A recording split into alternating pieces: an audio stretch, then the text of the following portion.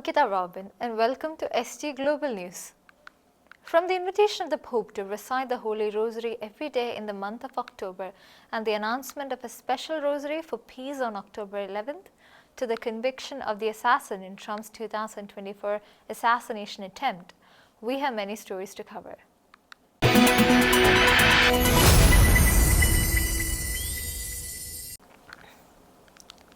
Pope Leo XIV announced that he will lead a Rosary for Peace on October 11th at St. Peter's Square, marking the anniversary of the opening of the Second Vatican Council. He encouraged the faithful to pray the Rosary daily for peace, both individually and within families and communities. The Pope also invited Vatican personnel to join daily Rosary prayers at St. Peter's Basilica throughout October, recalling the devotion established by his namesake, Pope Leo XIII. At the conclusion of his address during the general audience on Wednesday, September 24th, Pope Leo XIV announced that he will lead a Rosary for Peace on October 11th at St. Peter's Square. The prayer will begin at 6 p.m. and will coincide with the anniversary of the opening of the Second Vatican Council. The Pope reminded the faithful that October is traditionally dedicated to the Holy Rosary. He encouraged everyone to pray the Rosary daily for peace, individually, within families, and in their communities. The Holy Father also announced that Rosary prayers will be held every day in St. Peter's Basilica at 7 p.m., inviting all who serve in the Vatican to take part. The October devotion to the Rosary recalls the legacy of Pope Leo XIII, the current Pope's namesake, who consecrated the month to the Holy Queen of the Rosary. In his 1883 encyclical, Supremi Apostolatus Officio, Leo XIII urged the faithful to recite the Rosary throughout October. He wrote, quote, "It has always been the habit of Catholics in danger and in troublous times to fly for refuge to Mary and to seek for peace in her maternal goodness, showing that the Catholic Church has always, and with justice, put all her hope and trust in the Mother of God." End quote. He added, quote, "As it is her greatest pleasure to grant her help and comfort to those who seek her, it cannot be doubted that she would deign and even be anxious to receive the aspirations of the universal church." End quote. US President Donald Trump returned to the United Nations General Assembly delivering a combative address, criticizing European nations for an invasion of illegal immigrants and praising his zero-tolerance policy that reduced border crossings to nearly zero.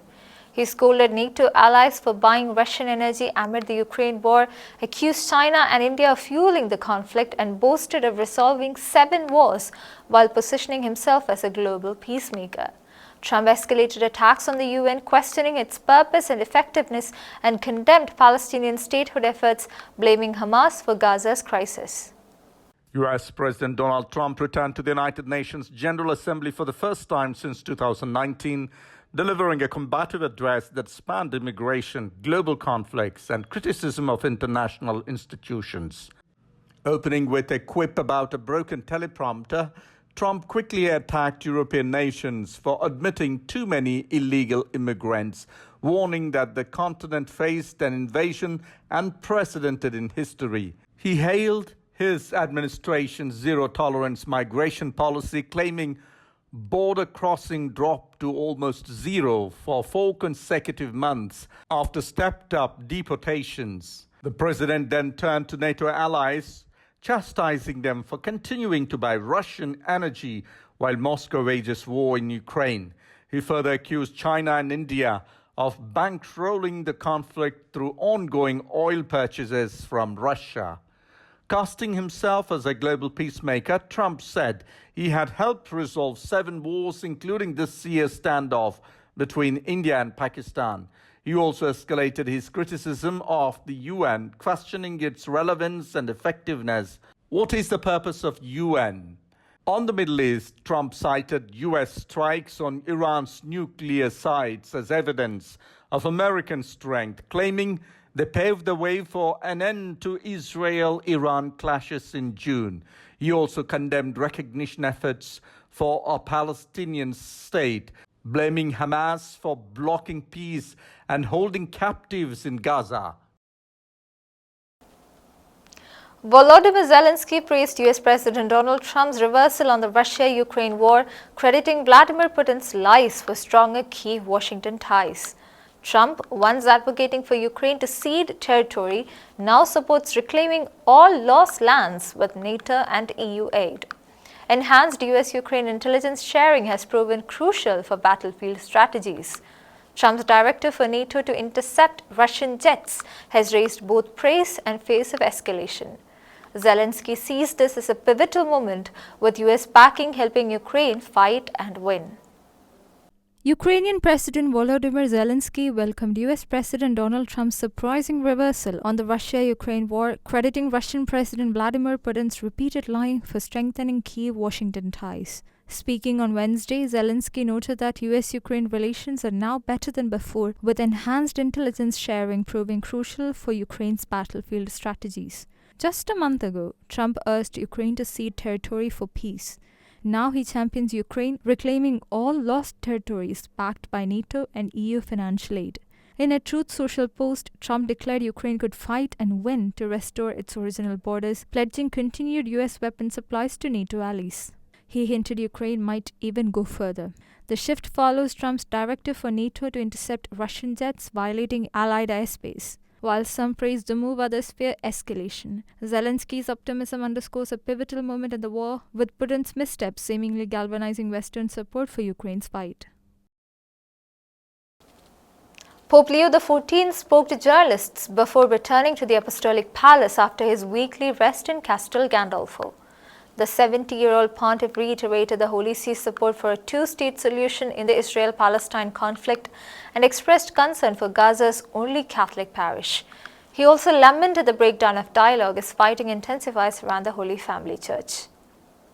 Pope Leo XIV once again fielded questions from journalists before returning to the Apostolic Palace after his brief weekly repose in Castel Gandolfo. The 70-year-old pontiff reiterated the Holy See's long-standing position on the ongoing Israel-Palestine conflict during the exchange. The Pope said, quote, "The Holy See has supported the two-state solution for many years," end quote. He added that the Vatican recognized this framework some time ago and called for a path that respects the dignity of all people. Pope Leo confirmed that he has been in contact with the Holy Family Parish in Gaza, the only Catholic parish in the territory. He voiced concern about the parish's safety as fighting intensifies. "Thank God the parish is fine, although the incursions are getting closer and closer," he said, acknowledging his weariness over the increasingly precarious situation. The Pope also lamented the collapse of dialogue between the two sides. "Right now there is no willingness to listen on the part of the other side," he told reporters. Father Gabriel Romanelli, parish priest of the Holy Family Church, has shared photos and videos showing bombardments as close as 900 meters from the parish grounds.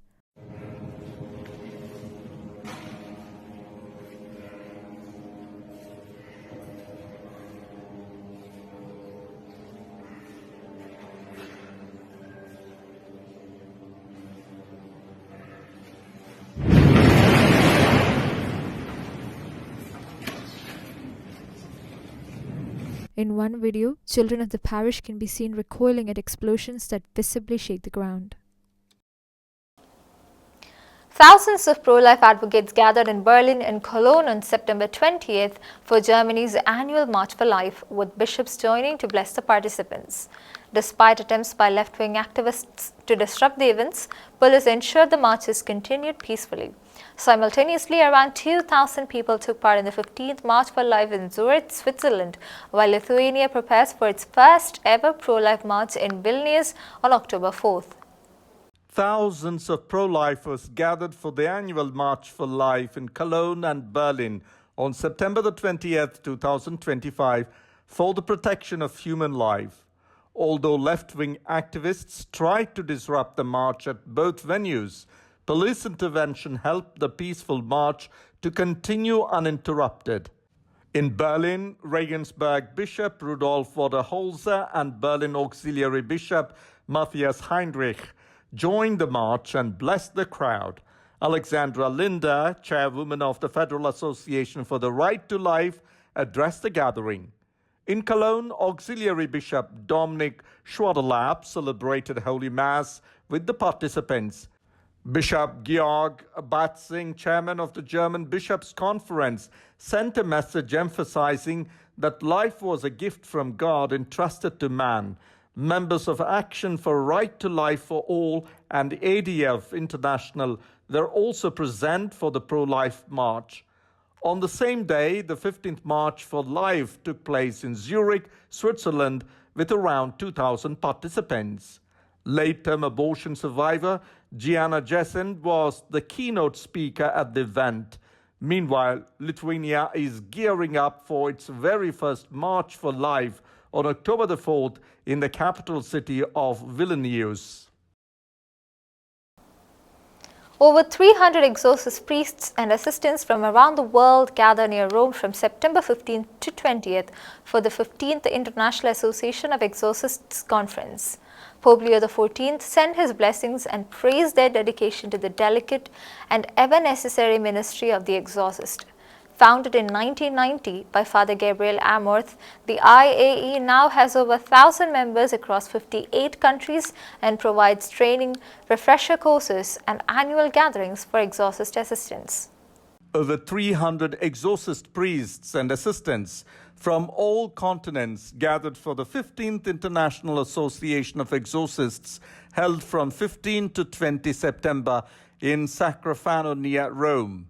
Key themes of the conference included discernment, occult phenomena, New Age, pastoral risks of relying on parapsychology, and new spiritual challenges linked to artificial intelligence. At the opening of the biennial meeting, Pope Leo XIV sent his good wishes and apostolic blessing to the participants.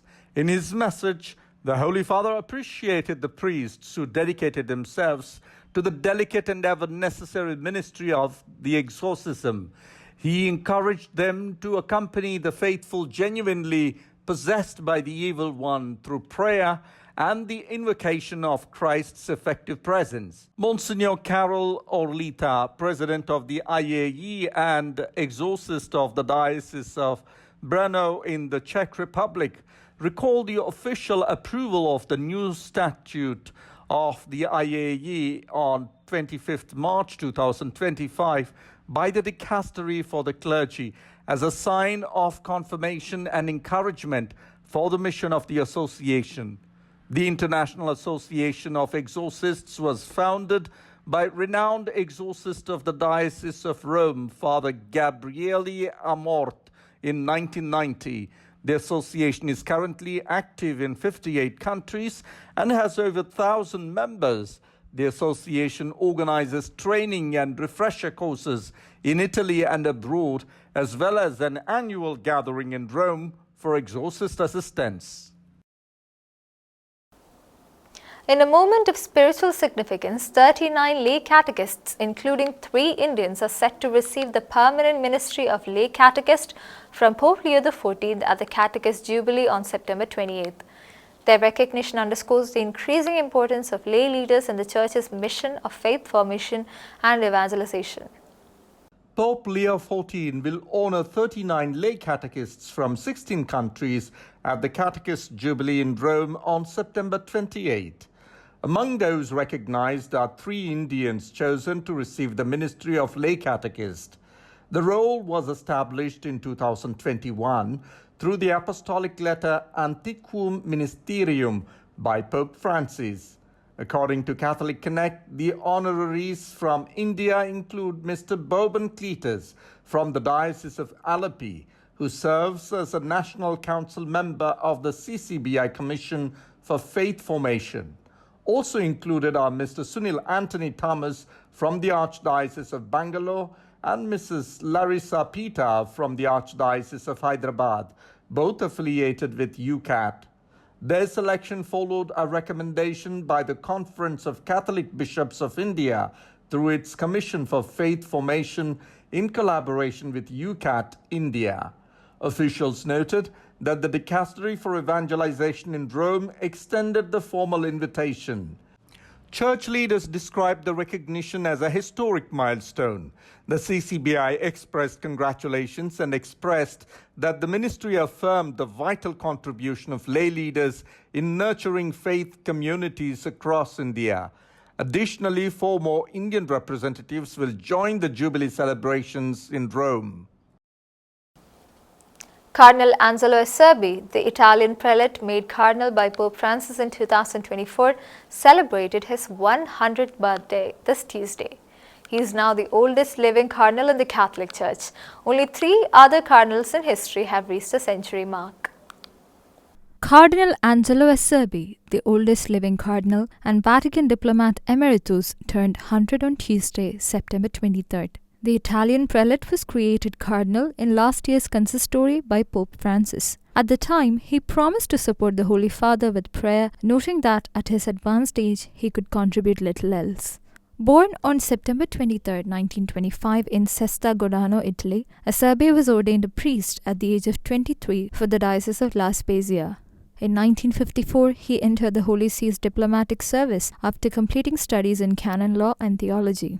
Over the years, he served in the Apostolic Nunciatures of Colombia, Brazil, Japan, and France, as well as in the Secretariat of State's section for relations with states. In 1974, Pope Paul VI elevated him to the rank of Archbishop. 6 years later, in 1980, Acerbi was among several diplomats taken hostage by communist guerrillas who stormed the Dominican Republic embassy in Bogota. During his 2 months of captivity, he was permitted to celebrate Mass daily. In 2001, he concluded his service as Apostolic Nuncio to the Netherlands, marking the end of his active diplomatic career. In the years that followed, he worked in the Roman Curia and served as prelate of the Sovereign Military Order of Malta. Known for his wisdom and dedication, Cardinal Acerbi is only the 4th cardinal in history to reach the age of 100. In an unusual and inspiring story, a Peruvian priest is building a church with his own 2 hands. Father Javier Cajuzol Villegas is leading the construction in a poor area of the Diocese of Chiclayo, Peru, a region once overseen by Pope Leo XIV during his time as bishop. He expects the project to take 4 to 5 years, dedicating full work days from Monday to Friday, 8 a.m. to 6 p.m. Although he takes great satisfaction in the labor, Father Javier stresses that his priestly ministry remains his top priority and the foundation of his vocation. Pope Leo XIV will honor 39 lay catechists from 16 countries at the Catechist Jubilee in Rome on September 28. Among those recognized are 3 Indians chosen to receive the ministry of lay catechist. The role was established in 2021 through the apostolic letter Antiquum Ministerium by Pope Francis. According to Catholic Connect, the honoraries from India include Mr. Boban Cletus from the Diocese of Alleppey, who serves as a National Council member of the CCBI Commission for Faith Formation. Also included are Mr. Sunil Anthony Thomas from the Archdiocese of Bangalore and Mrs. Larissa Pita from the Archdiocese of Hyderabad, both affiliated with UCAT. Their selection followed a recommendation by the Conference of Catholic Bishops of India through its Commission for Faith Formation in collaboration with UCAT India. Officials noted that the Dicastery for Evangelization in Rome extended the formal invitation. Church leaders described the recognition as a historic milestone. The CCBI expressed congratulations and expressed that the ministry affirmed the vital contribution of lay leaders in nurturing faith communities across India. Additionally, 4 more Indian representatives will join the Jubilee celebrations in Rome. Ryan Ruth has been convicted of attempting to assassinate President Donald Trump during an incident at a Florida golf course in September 2024. A jury found the 59-year-old guilty on all counts, including the attempted assassination of a major presidential candidate and multiple firearms-related charges. The incident took place on September 15, 2024, while Trump, then actively campaigning for the presidency, was golfing at his Trump International Golf Club in West Palm Beach. A federal jury has found Ryan Ruth guilty of attempting to assassinate President Donald Trump at his golf course in West Palm Beach, Florida on September 15th of last year. Ruth was convicted on all 5 counts, including attempted assassination and multiple firearms violations. Although the rifle was never discharged, prosecutors argued that Ruth had written a letter outlining his plan and took deliberate steps toward carrying it out, demonstrating clear intent. Federal prosecutors rested the case on September 19th after spending 7 days presenting 38 witnesses. Routh faced a maximum sentence of life in prison, and the sentencing is scheduled for December 18th, 2025. Following the announcement of the verdicts, Routh attempted to stab himself in the neck with a pen before jurors had exited the courtroom. He was immediately subdued by U.S. Marshals. Deputy U.S. Attorney General Todd Blanche shared in a statement that this verdict sends a clear message. An attempt to assassinate a presidential candidate is an attack on our republic and the rights on every citizen. President Trump spoke to media after the guilty verdict. I'm very appreciative of the justice that was given and the way it was handled by Pam Bondi and Todd Blanche and everybody that it's been, and their team of people. It was really well handled, and it's very important. You can't let things like that happen. Nothing to do with me, but a president or even a person. You can't allow that to happen. And so justice was served, and we'll see what happens. But I very much appreciate the judge and jury and everybody on that. It was so professionally handled, and it's a great honor. It's a great honor.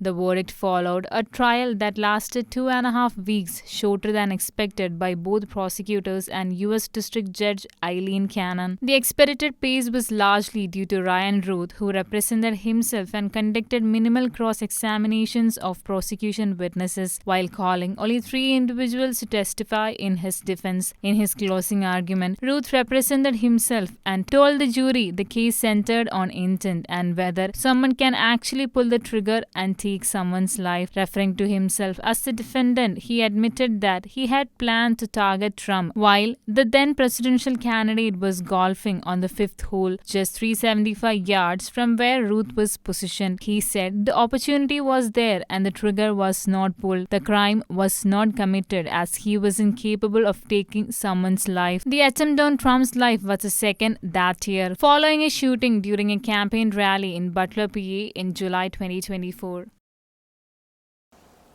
That's all for today. Until we meet again, God bless and thank you.